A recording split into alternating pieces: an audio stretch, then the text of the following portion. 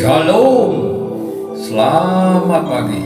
Sate pagi hari ini bertemakan Natal, komitmen Nazaret dan Getsemani. Karya Pendeta Dr. Andan Ismail dari seri buku Selamat Bercinta, terbitan BPK Gunung Mulia.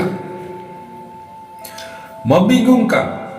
Seorang perempuan muda dalam keluarga sederhana di kota kecil tiba-tiba mendengar bahwa ia akan melahirkan seorang putra yang kelak akan menjadi raja. Perempuan itu tentu bingung. Agaknya begitulah perasaan Maria ketika ia dikunjungi oleh seorang utusan Allah yang membawa kabar mengejutkan itu. Ceritanya terdapat di Lukas pasal 1 ayat 26 sampai dengan 38. Kabar yang diterima Maria tidak kepalang tanggung.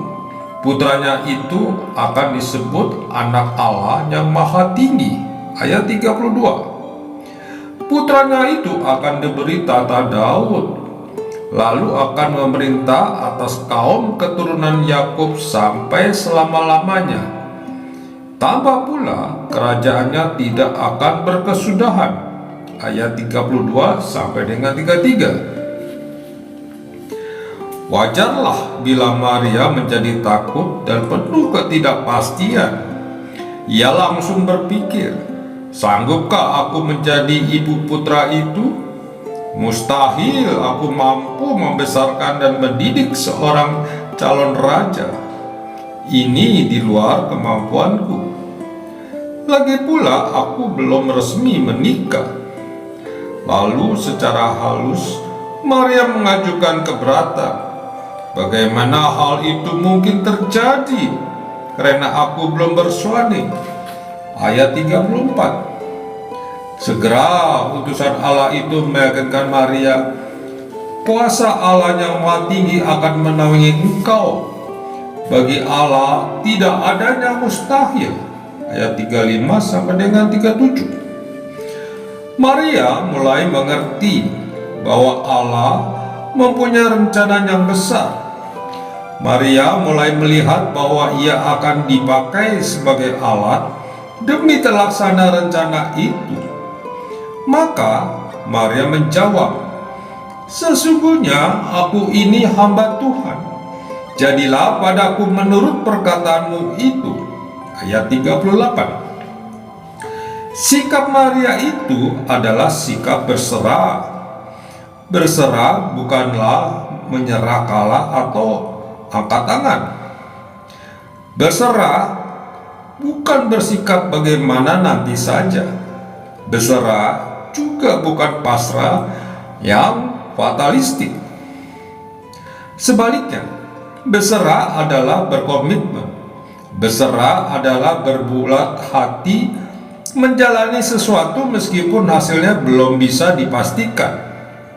Berserah adalah menyediakan diri menjadi alat yang memungkinkan terlaksana suatu kehendak, meskipun kehendak itu sebetulnya bukan kehendak kita sendiri. Itulah yang diperbuat Maria.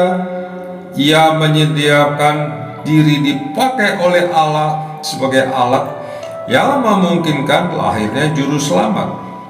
Katanya, jadilah padaku menurut perkataanmu itu. Ia berkomitmen menjadi saluran yang memungkinkan rencana Allah bisa terlaksana. Komitmen Maria ini desiktif atau bersifat menentukan. Keputusan yang dibuat Maria menentukan arah jalannya sejarah umat manusia. Berkat komitmen Maria, inilah rencana Allah untuk mendatangkan juru selamat bisa terlaksana. Natal berawal dari komitmen Nazaret. Tahukah Anda bahwa komitmen Maria di Nazaret itu bergema sekitar 33 tahun kemudian? Gema itu terucap pada malam hari menjelang kematian Kristus. Tempatnya Taman Getsemani. Ceritanya ada di Lukas pasal 22 ayat 39 sampai dengan 46. Pada malam itu Yesus mengajak beberapa rasulnya berdoa di Taman Getsemani. Agaknya para rasul kurang memahami bahwa pada malam itu Yesus harus memberikan keputusan yang sangat menentukan, yaitu apakah ia minta agar diluputkan dari mati salib ataukah bersedia mati di salib. Pergumulan ini tentu sangat berat sebab menyangkut hidup atau mati. Kitab-kitab Injil sinoptik lain menggambarkannya dengan rinci. Disitulah ditulis bahwa Yesus merasa sedih dan gentar, juga takut dan gentar. Dicatat pula bahwa Yesus sampai 3 kali mendatangi para rasul meminta dukungan. Lukas membuang semua rincian itu, mungkin karena sebagai tabib ia tidak mau mendramatisasi penderitaan seseorang. Ayat 33 dan 44 dalam berikut Lukas itu mungkin bukan tulisan Lukas, sebab kedua ayat itu tidak terdapat di beberapa naskah kuno, sehingga di TB2 dan BIMK kedua ayat itu dicetak di antara tanda huruf siku. Akan tetapi dengan atau tanpa rincian dan dramatisasi, sudah pasti pergumulan itu menyita energi dan waktu. Sungguh tidak mudah mengambil keputusan yang menyangkut hidup atau mati. Kita menganggap puncak penderitaan Yesus adalah di Golgota. Itu adalah puncak penderitaan fisiknya. Puncak penderitaan psikisnya terjadi bukan di Golgota, melainkan di Getsemani. Puncak pergumulan batin Yesus terjadi pada malam menjelang kematiannya. Sesudah melalui pergumulan itu, akhirnya Yesus membuat sikap sebagaimana terucap, "Ya Bapakku, jikalau Engkau berkenan, ambillah cawan ini dari hadapanku, tapi jangan kehendakku, melainkan kehendak-Mu lah yang jadi." Sikap Yesus itu adalah sebuah komitmen. Ia berkomitmen menyediakan diri menjadi alat yang memungkinkan terlaksananya rencana Allah untuk menyelamatkan manusia. Ia berkomitmen menjadi juru selamat yang mati di salib, supaya dengan demikian dunia melihat betapa besar kasih Allah kepada umat manusia. Kehendak-Mu lah yang jadi. Itulah keputusan besar yang dibuat Yesus setelah bergumul dalam penderitaan batin. Apa yang terjadi sesudah itu tertulis. Sesudah itu ia bangkit dari doanya. Ayat 45 di TB2. Sesudah berbelat hati menyerahkan diri kepada kehendak Allah, Yesus bangkit sebagai pemenang. Ia telah menang dalam pergumulan menaklukkan kehendaknya sendiri. Itulah pengertian yang paling dalam dan konsep berserah. Berserah adalah memerangi dan menaklukkan kehendaknya sendiri, lalu mempercayakan diri pada kehendak Allah. Kehendak-Mu lah yang jadi. Ucapan Yesus itu bagaikan sebuah gema dari ucapan Maria 33 tahun yang lalu. Ketika itu Maria berucap, "Jadilah padaku menurut perkataan-Mu itu." Dalam bahasa Indonesia, kalimat Maria dan Yesus tidak mencolok bersamanya. Namun dalam bahasa Yunani yang mengubah verba secara rumit, tampak mencolok bahwa verba ginoito ucapan Maria dan verba genisto ucapan Yesus berasal dari akar yang sama, yaitu ginomai yang berarti ada, tampil, atau terlaksana. Baik Maria maupun Yesus seakan-akan berucap, "Kehendak-Mu itu yang ada."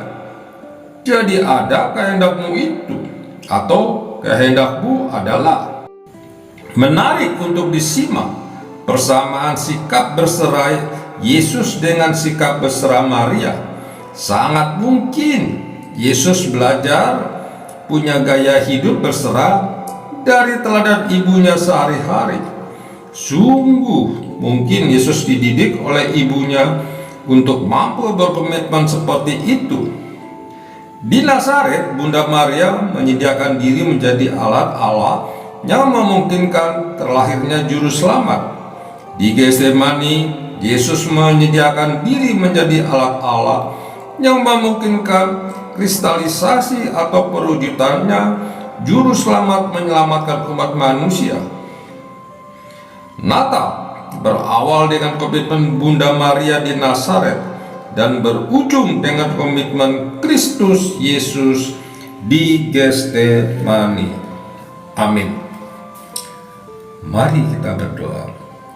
Bapa Surgawi, kami bersyukur belajar mengenai makna Natal dan juga makna daripada pergumulan di Getsemani. Tuhan, biarlah kami semakin bertumbuh dalam iman kami. Amin.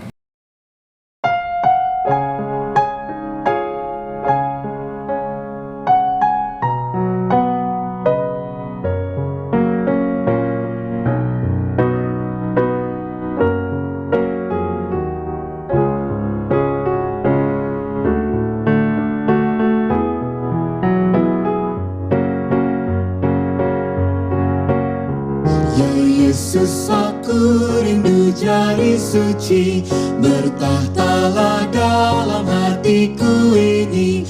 Hapuskanlah Tuhan segala dosaku, sucikan aku putih seperti salju, putih bersih ya seperti salju. Sucikan aku putih seperti salju. Ya Yesus, pandanglah dari tahtamu dan tolong aku pasrahkan hatiku. Sekarang aku menyerahkan jiwaku, sucikan aku putih seperti salju, putih bersih ya seperti salju. Sucikan aku putih seperti salju. Ya Yesus, di kakimu ku menyembah dan menantikan berkat-Mu yang limpah. Berikanlah padaku hati yang baru, sucikan aku putih seperti salju, putih bersih ya seperti salju. Sucikan aku putih seperti salju.